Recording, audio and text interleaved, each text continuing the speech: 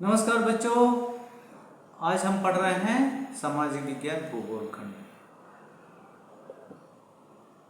आज का विषय है रबी और खरीफ फसलों के नाम। फसल तो साल भर उगाया जाता है, परंतु आप इन्हें अच्छे से समझ लीजिए कि खरीफ फसल किसे कहते हैं और रबी फसल किसे कहते हैं। जो बरसात में बोया जाता है वह खरीफ फसल कहलाता है, और जो अक्टूबर नवंबर में बोया जाता है वह रबी फसल कहलाता है। खरीफ में आते हैं धान, मकाई, बाजरा, उड़द, तिल। ये फसल खरीफ के अंतर्गत आते हैं। और रबी फसल में आते हैं चना, गेहूं, मसूर, ये चीज़ें, मटर भी आता है। तो ये चीज़ें आते हैं रबी फसल में। तो रबी फसल में कौन कौन से हो गए? चना, गेहूं, सरसों, मसूर, मटर आदि। नगद व व्यापारिक फसलों से क्या आशय है?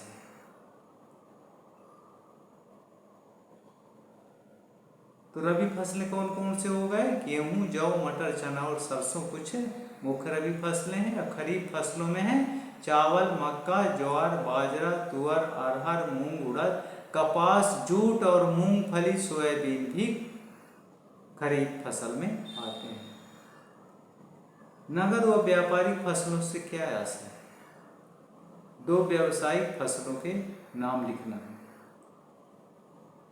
नगद व व्यापारिक फसलों से आशय अर्थ है उन फसलों से जो प्रत्यक्ष रूप से भोजन के लिए उत्पन्न नहीं की जाती, किंतु उन्हें बेचकर नगद प्राप्त किया जा सकता है। जैसे हम सरसों उत्पादन करते हैं, परंतु उसका पूरा उपयोग नहीं करते हैं, कुछ मात्रा उपयोग करके और उसे बेच देते हैं, तो वो व्यावसायिक और नगद फसल कहलाते हैं। जो प्रत्यक्ष रूप से भोजन के लिए उत्पन्न नहीं की जाती, किंतु उन्हें बेचकर नगद राशि प्राप्त की जाती है। इनमें कौन कौन से हैं? कपास। कपास का हम उपयोग खाने के लिए नहीं करते, तो कपास, चाय, कॉफी, तिलहन। तिलहन में आपका हो गया सरसों, राम तिल और तिली, तिल, सोयाबीन, गन्ना, तंबाकू, रबर आदि क्या है? व्यापारिक फसलें। इन्हें बेचकर किसान मुद्रा प्राप्त करता है। मुद्रा प्राप्त करने के लिए इन फसलों का उत्पादन करता है। जायद की फसल के बारे में बताइए। रबी और खरीफ फसल के बीच में जो गर्मी में बोया जाता है वह कहलाता है जायद फसल। जैसे गेहूं काटने के बाद बीच में जो समय बचता है उसमें तरबूज, खरबूज, ककड़ी, खीरा, लौकी, इस प्रकार के फसल बो दिए जाते हैं, तो उसे जायद फसल कहते हैं। फिर किसी फसल का उदाहरण दीजिए जो एक प्रदेश में वाणिज्यिक फसल के रूप में और दूसरे प्रदेश में जीविका फसल के रूप में उगाई जाती है। उदाहरण के लिए हरियाणा और पंजाब में चावल वाणिज्यिक फसल है, क्योंकि वो खाने के लिए नहीं उगाते, वो उत्पादन करके बेच देते हैं, वो आमदनी करने के लिए, व्यापार करने के लिए उगाते हैं। परंतु उड़ीसा में यही एक जीविका फसल है, परंतु उड़ीसा में चावल उगाते भी हैं और खाते भी हैं। भारत में उगाई जाने वाली मुख्य रेशेदार फसलें कौन कौन सी है? तो भारत में उगाई जाने वाली मुख्य रेशेदार फसल है सन, जूट,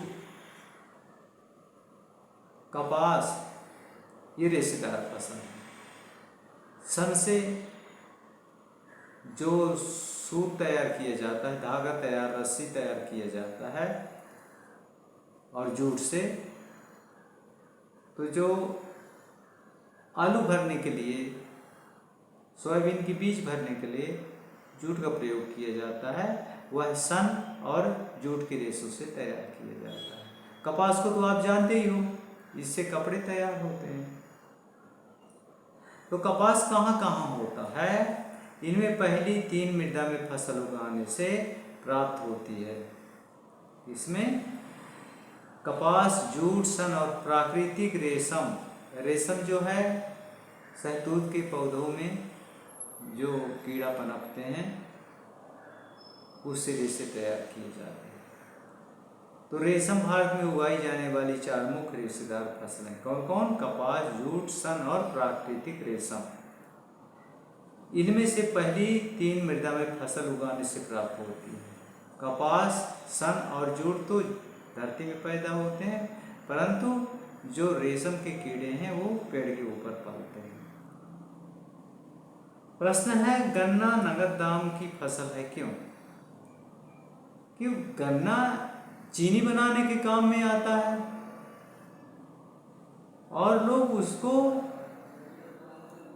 अधिक मात्रा में खेती करके और बेच देते हैं, जिससे वह नगद दाम कहलाती है।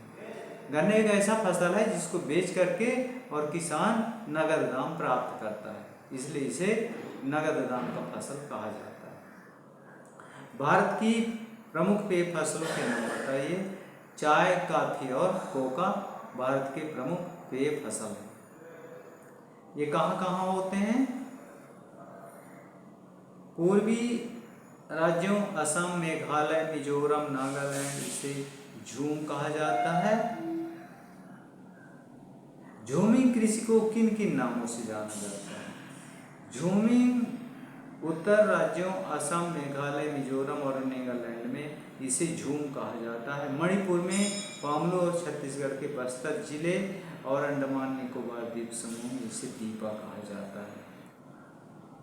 झूमिंग कृषि का मतलब है किसी जमीन को कृषि योग्य बना करके उसमें फसल उगाते हैं, साल 2 साल फसल उगाए, फिर दूसरी जगह उन्हें पसंद आ गया तो वहाँ खेती करने लगे और इस स्थान को छोड़ देते हैं।